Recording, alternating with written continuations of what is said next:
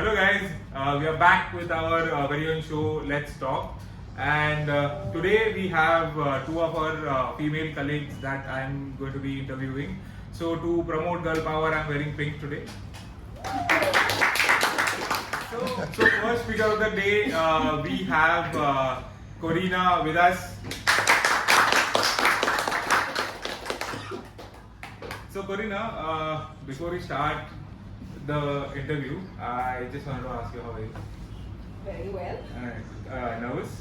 No? No? Should I be? Depends. I don't have that many controversial questions that I had for Amay, but yeah. Okay. So yes, firstly, Corina, I just wanted to know, like most of us don't know too much about you. Okay. Though you have been with 77 for almost 4-5 years, right? Almost 4 years. Yeah. So, firstly, I just wanted to know you. In terms of you don't speak up that much. You do with very few people, but then you don't open up that much with everybody. So, can I know why is that, and what can we do to know you better? Talk to me.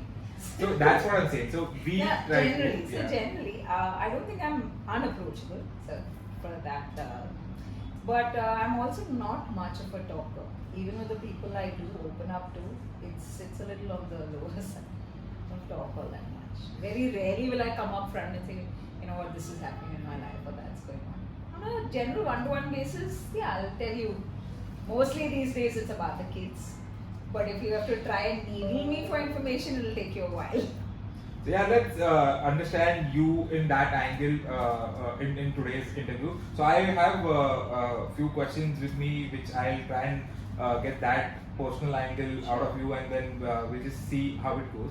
So the first question that I have is I want to know about your childhood memories that you have, the earlier story about you. What was your schooling like? What was like? I know that you're from Goa, so what was that angle? Okay, so I'm going to correct you there. I'm not from Goa. Oh, okay. Very much from Bombay. I'm an Anglo. I bought a house in Goa about 9 years ago. Okay. So that's the Goa angle, just for information. So I bought an apartment there. But as far as childhood and school life goes, definitely not quiet. Okay. You would like to know more quite about the that, yes. pranksters. I studied in a convent, and I had two very, very strong nicknames all through. We would like to know. So one was Principal Spect. Okay. And the reason for that was I was the only one who could get away with walking to the principal's office whenever I wanted, talk about whatever I wanted, and walk out and get the principal to do things that we needed. Okay. So that was one. And the second part was, well, I was known as the Dada of the school. Simply put. Ajal bhai. Yeah, there you go, you know. So that's where it kind of stems from. A lot of pranks, right from being a backbencher with the highest grades to where the teachers used to get so frustrated with me, they'd be like, you know, at least in our times we had it, I don't know about now. Ages back, yeah. Ages back, yeah. So we had a lot of oral tests or, you know, everyday questions that would happen. I'd sit at the back and whoever's answering, I'd be prompting answers. And Corina, stop telling them yes. Me? I didn't say anything. Did you see me? Did you catch me in the act? No. So all teachers knew throughout that if you haven't caught her in the act, you can't blame her. Yeah. So they got to the principal with it, and she had the same thing. Did you catch her red-handed? So they're like, we can't do anything about this girl. But because my grades were on the higher side at the same time, they couldn't find fault with me. So that was one. And as far as friends go, being the prankster was like one incident I can tell you might gross some people out. But I once had a nail completely come off because it had gotten jammed. And so I went to school with a bandage for a few days. And in excitement, the first day I removed the bandage to show everyone, yeah, that things came. One of my friends looked at it and fainted. Oh. I got such a thrill out of it that I would call her and be like, Erica, you want to see my finger? And she would faint every time. And she fell for it like consistently 6-7 times, fainted, and the teacher said, can you please stop doing that before we have to call your parents? So yeah. Okay. So which school was that you have studied in? Mary Macklin Kalina. Kalina. Kalina. So So- I lived in Kurla. Oh, so Kurla was so I was wrong. Goa is not where you. Goa is not very were, good. Yeah. Okay, so I would like to know more about, since you have mentioned that you were quite a prankster in your school time, right? So any particular musti or a particular prank that you have pulled on your friends, apart from being showing off your the wound that you had, that is still with you and you still remember and you laugh off that particular With them? prank, yeah? Catching lizards and scaring the daylights out of girls. Okay. In a girls' school. Oh, that was a full girls' Convent, school? yeah, Oh, convent. Okay. Hardcore girls' school. So Catch lizards. I have heard a lot of boys' school stories in my experience. So I would like to know that angle. What, like, firstly, what is like full girls' school, and what usually, I mean, what is your talk of the day usually that happens around the school? So I guess I think that would be subjective to standards. I'm guessing. But More for towards me, yeah, it more was- towards your graduating from school, like 10, 9, 10, where you're almost. Getting out, I think for us, unfortunately, I was a foodie back then. Still, am a foodie. So food was one of the primary topics that we revolved around. And I guess at that point, a few of us were getting interested in boys. So that was definitely an interesting topic of, oh, you know, we're gonna go into the next phase of life, which is college. You're gonna have a boyfriend, and you know, things like that were happening. Since we are on college topic, can you tell us what was your college life like? What fun? Because what we got to know from you that that before marriage you were way too fun, loving person, and then after marriage, kids, all of that, you have become a Yeah. little more on serious side of your life. So can you just elaborate on what kind of fun or musti that you used to do during your college time? So I've been hardcore into music and outdoor activities and friends, and I wouldn't say partying because drinking and all was never my thing, but music, yes. Back when I was 16, I think I got Best Headbanger Award for All India. Had hair that long and crazy about music, so that's one of my most prized things. So I used to be known as the headbanger in most clubs around. So that was primary Wow. college thing. And activities wise, all you name a trek or a place or in and around the radius of, I think, past Nasik maybe, and we've been there. And how long was it? I'm not trying to gauge your age, but then what year, so that we know what era you were. So Like, this is a good 25 years ago. Let's put it that whoa. way. We have few of our colleagues who are 25 like 20s. college, yeah, they're pretty much babies. Great. So since you have mentioned that it was when you were almost getting out of school, that time you and your friends got into that boys thing, right? So I want to know more on your love story and with your husband. With my husband. And Okay. or is there any other controversy that you want to create? Oh, no, nothing. He knows all the Yeah, so that's good. So stories. basically, what I want to know is what was your love story like? How it started? Where did you guys meet? And from there, we'll. So we met in Tibet, as he likes to say. No, Tibet is a restaurant in Goa. So got you there. So we met through his best friend. We'd Okay. all gone out for dinner one night, and that was pretty much the night we decided this is it for us. The same night. The first. The first time. night, first day we met, we got talking, we went out dancing, and I think that kind of sealed the deal because both of us love dancing. But you went back. Yeah, no, we didn't do anything. But yeah, I think that day was bachata and salsa night, so that kind of worked for us. Then the next, he came to drop me at about 4 in the morning, and I was like, who's this? I'll tell you. And went out on a date the next morning. When my father met him, my father came to drop me at our date. And we had a chat, and I'm like, okay, this is it for me. I'm not interested in dating anymore. Done enough of that for the last 10, 15 years. And he was like, yeah, I'm also at the stage where I'm ready to, settle down. So okay, it's no scene where it goes. If you're ready to go the whole way, then we go ahead, and that's how we started. And for those who know, or those who don't know rather, we met on September 3rd. November 1st is my birthday, so he came that year also. I was with ISL, so he came to Chennai. We had taken a break between some games, so went to Velankani for my birthday.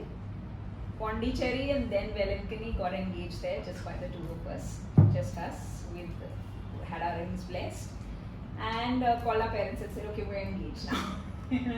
And January 13th, which was Friday the 13th, we were court married. It's a little freaky, against my parents' wishes, like because it was Friday the 13th. But yeah, we got court married. You gave me so many pointers to ask questions, but now I'm so lost because you called up on Friday the 13th, and I was like, oh, I thought that we are going into that phase where we interviewed Nachiket and he took us to completely different time altogether. So I was like, okay, no, not that thing is not happening again. So yeah, you did mention that you guys were for your birthday celebration in Velankani. I got to know from your colleague that Velankani story is something that they want to know. So I would like to know, how did he propose? What was what was the whole story? Because you were already there, and then he came in to meet you, and then it all happened. Yeah, so he actually proposed in Bombay, in Goa itself. One of my trips back from ISL. So Goa does have important importance. All through. So I was not wrong, guys. So yeah. Yeah, no, you were. So Goa is important because that's where we met. One of my ISL trips back, he showed up at the airport and had this whole video proposal going, which is very embarrassing for me because I am the behind the scenes kind of person. I need attention. And he got a lot of it at the airport. What was it like? You mentioned that the video message was playing, so what exactly? No, so he had someone record his proposal. Oh, okay. And he came up with this little banner that said, "Will you be my first, last person?" And I'm like, forever. And I'm like, yes. And so that was the official proposal. And then post that, we chose our engagement rings beforehand. So when I didn't know he was planning to do it at my birthday. That was the surprise bit. So we had the engagement rings. He picked them both up and said, "Let's we just celebrate your birthday." So I knew he was coming to Chennai also. The Pondicherry and Velankani plan was on the spur. He'd only told a few of my colleagues and left the hotel booking, kept the hotel booking because I was between matches anyway. Went there for Pondicherry one day and Velankani. Interesting. You mentioned ISL quite a few while you were talking about this thing, right? So let's get into that conversation. Wherein, what was your experience like in ISL? What was that you did? Firstly, and just taking that question to next this thing, like how come you turn up in event line altogether? What was that story from being a headbanger and all of that, full on music and all of that? From there, what is that connection that you and how you ended up in event industry? So the connection is that I've got friends. While I know Daryl before here, one of our common friends, his name is Al Jason. So he's been a wedding planner in that decorator segment for many years. And that's how I pretty much got into events, because working with him when we were really young, when we were teenagers, is how I got introduced into this field. And I remember one of the first events that we done was when yeah, I know it's a jeans company. It's one of the expensive jeans one that was launched here. No. Expensive one, I don't know. Like really expensive. I don't know. Probably know. A CK Kinds, one of those along those lines. Yeah, so okay. These so one of those anyway. Yeah. So they had done a huge launch in India, and that was one of my very first events. So I was like, oh, that's interesting line of work. So watched the whole thing while I assisted on some parts of it. That was by Fountainhead. Then I was like, okay, let me learn a little more. So did little more and got into it. And work-wise, events came at a little later stage. I used to do them part-time till I think I joined Reliance for IPs, is where events sort of became a little more full-time. from IPs and live formats. So I did a lot of your Filmfare Awards and all those kind of awards. And then when I quit, I moved into Blue Frog as production head till they shut down. The cafe. Yeah, Blue Frog, the studios. The studio. Yeah, so the restaurant was separate. They also had a production house. So I headed that part till they shut down. And when I quit, I pretty much started my own company, which I ran for about 10 years. But that was more focused on advertising and film space. And I was just starting to get into more and more event space because I was doing sports consultancies, and that's how ISL happened. So I've done sports consultancies for ISL, IPL, Kabaddi, quite a few, over a good 4 or 5 years, from fan engagement to heading the whole on-ground and show running for one of the opening ceremonies also for ISL. So that kind of experience is there. And when I shut my company is when I spoke to Daryl. I think that was just post demonetization. We kind of had 16. Yes, had to shut shop because there were a lot of outstanding. And I spoke to Daryl, and that's how I'm here. Oh. Nice. I mean, while you were talking about your experience, I felt, I am 33. I felt young. So you have so much of experience. So yeah. So from there,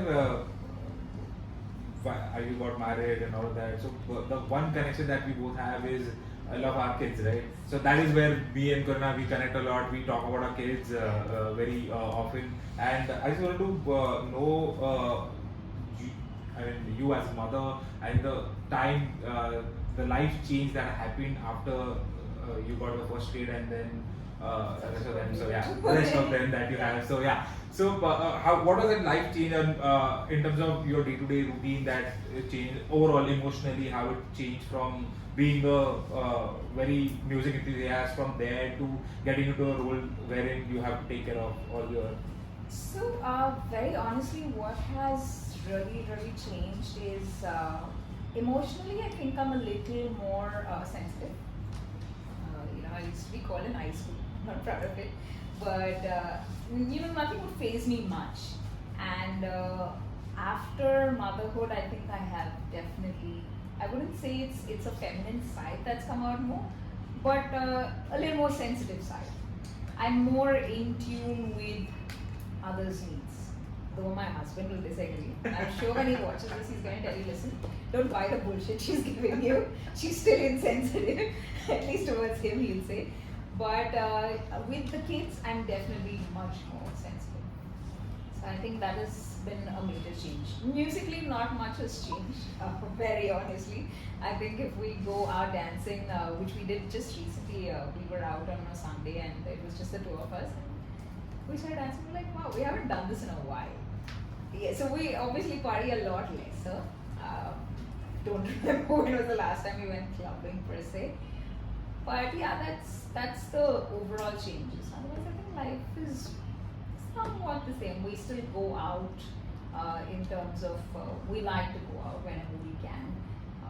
We still have taken kids to dinners. We've not taken the youngest to a movie yet, but we've taken the other two. How old is she? She'll be a year in a few weeks, 2 weeks. We are talking about time. Darina, that's right. Okay. So I have been part of the before, and I think that was another time when I knew you. I met you once I joined. Yeah. So I've seen that the caring nature side of yours, and you always, whenever we interacted, you always have mentioned about your in-laws, your mommy, and your kids and all of that. So I always knew that there's a family.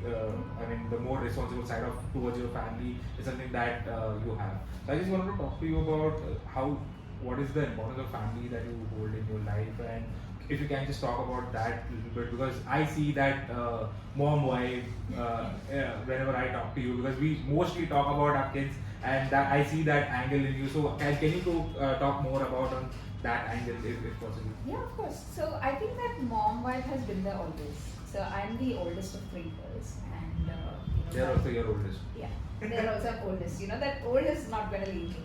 So my sisters hated up, literally hated me growing up for the simple reason that everybody would say, "Can't you be more like Corina?" They're the kinds who would want to cheat during an exam and get caught.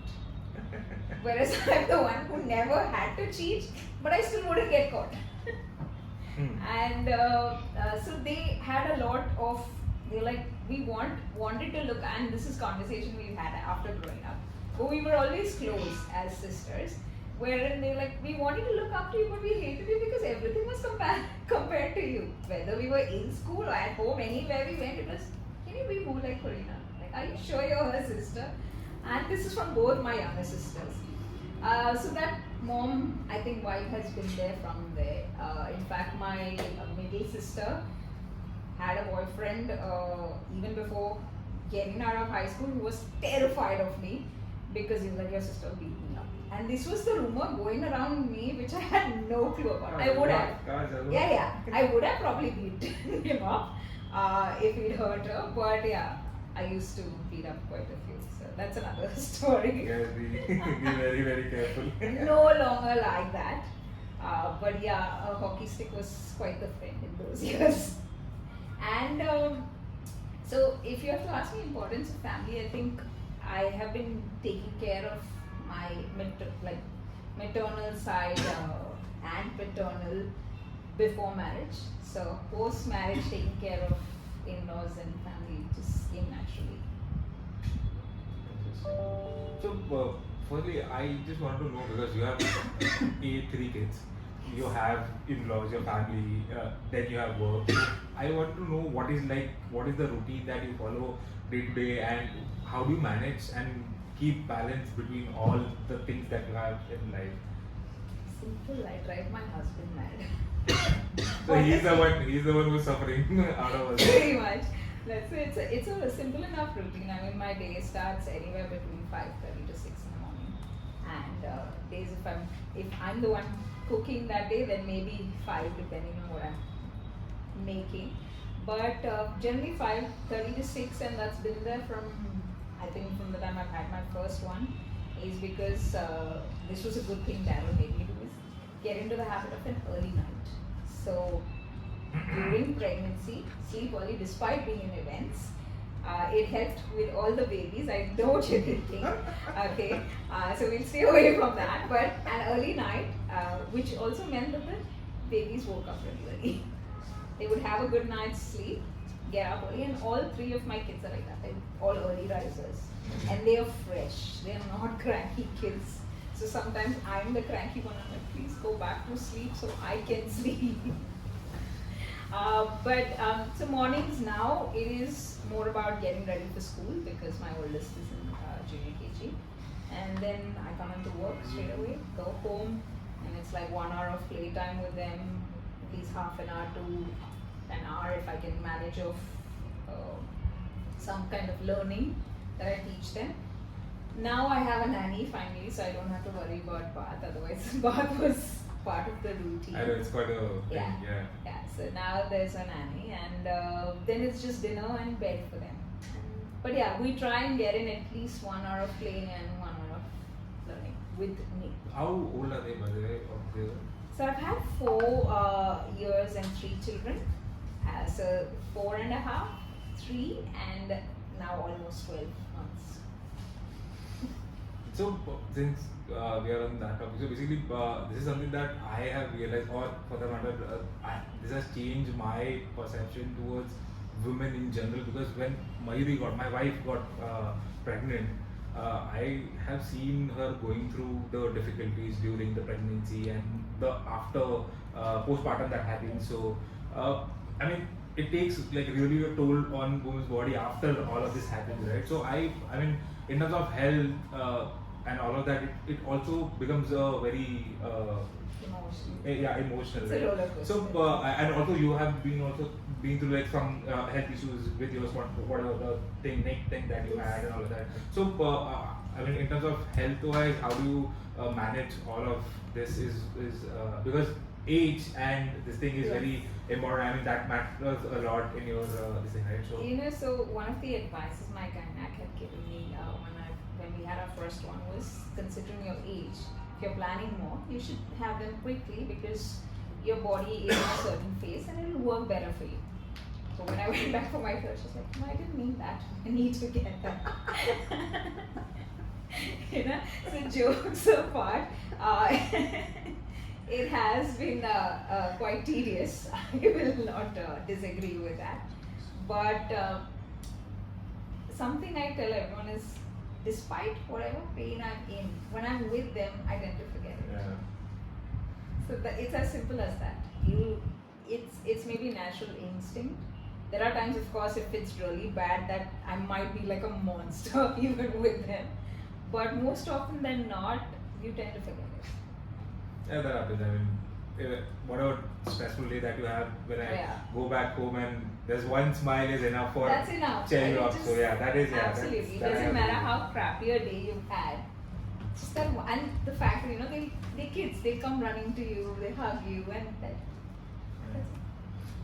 While you're mentioning your routine, daily routine, you're mentioning cooking and all of that, right? And I know that you experimenting in cooking is what you like, is what I Yeah. know. So yeah, can we talk more about that? Because me being a foodie, I would like to know like one particular instance that I know that first time it was very initial time when I joined back. Yeah. So you have got that puffed rice or something of that sort, and I thought it's sabudana, and Yeah. so that's one of the incidents that I remember. So can you talk more about your love for cooking and food in general? So I do love cooking, and in fact now I've started eating more rice. Before marriage, I did not have so much rice. But I'm blessed because the family I'm married into also foodies. My mother-in-law is a brilliant cook. So is my husband.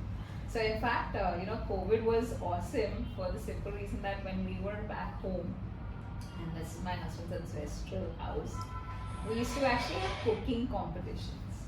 So let's say Within the family. within the family. So what we do is, okay, today we've got so much fish. Everybody makes something different. So like one day we had prawns, and we must have had like maybe 4 or 5 kilos that was caught. We live right Yeah, next to yeah. a river, so we had some 7 dishes, and each of us had certain amount of time to cook full spread. So we did that with mutton, we did that with beef, we did that with chicken. So we keep experimenting, and all we say is like, while Daryl cooks really well, we hate cleaning up. Yeah, that's the part. Yeah.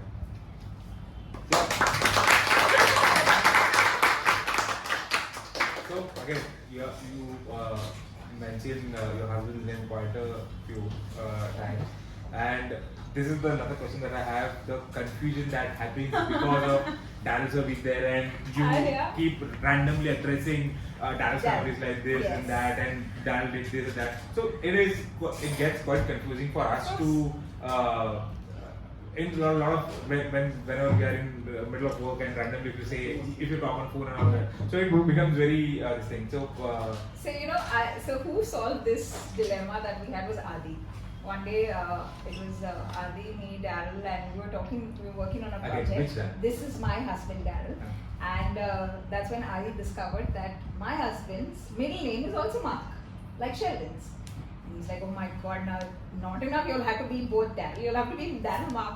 So then he's like, okay, listen, I'm going to do this. You're DF, he's DS. And that's how they were addressed, because they all talk quite often. Like Daryl Sheldon, Daryl Furtado also talk often enough. So it's always DS and DF. So he's also into events, right?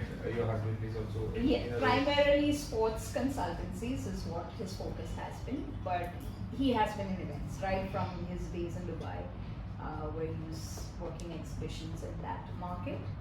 He's continued the same way. In fact, he's starting something to do with sports, and which is why while he's taking up a day job at the moment, also it's sports Okay. consultancy. Okay, you have mentioned that while you're discussing about the cooking that you live close to the river, right? So I believe that's a Goa. No, that's actually Mulki. It's a place between Mangalore city and Udupi. It's an island. So my husband's family, his great ancestors had bought out these 3 islands and named and named them Furtado Islands. So on Google Map it says Furtado Islands. It's a legend. Yeah. Okay. So it was one of the great grandfathers, and he had 7 brothers. So between the 7 brothers, all their children, is how the island is. Yeah. And few outsiders are now there because some people have gone abroad and sold. The question that I was raising to is I want to know about your Goa connection. How are you related to Goa? Not at you all. have mentioned that you have bought an apartment there. My parents live there. Your parents live there. Yeah. I lived there for a while when I bought it, which is why I met my husband while it was. So okay guys, open question from Okay. anybody. Tell me about your Bollywood career, or Connection. Bollywood connection, or your Bollywood interest. She's supposed to be in some few ads or few movies. You were supposed to be in few ads or movies? Or you know Supposed to modeling? be. No, supposed to be. Listen, Okay, you're granny. Okay, hang on. I have only been a hair model. I have not gone beyond that in anything. I have made ads that have been on TV. I have Can you mention a few of them? Which one was most of the Cadbury ads prior to 2016 it?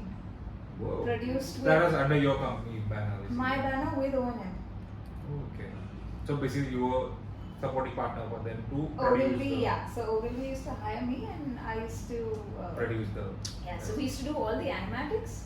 So animatics basically is the survey ad that happens before it actually goes on television, and all of the okay, interesting story here. SBI Fun Guru, if anyone were to look it up, we did SBI? Fun Guru. Fun Guru, okay. 181 films for Ogilvy at that time, and Sachin Kumar had just moved to India. I did not know anyone here, and one of our friends had introduced us. And I was like, I like his voice. I was like, come on, you should. So he was my SBI Fun Guru, and that's where I encouraged him, saying, "You've been an RJ host. I think you should get into MC in India." And you all know where he is today. So that's. One more round of applause for Sachin Kumar, guys. Yeah, so that was my first interaction and how my friendship with Sachin started. And the only other. Amitabh Bachchan. Oh. I did not get such. Okay, so.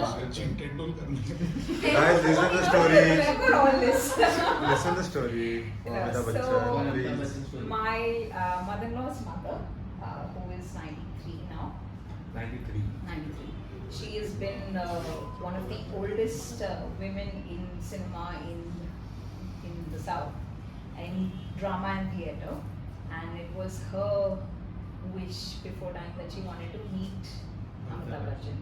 So when she came here, my daughter's birthday, I wrote to Rosie and took an appointment with Amitabh and took her to meet him.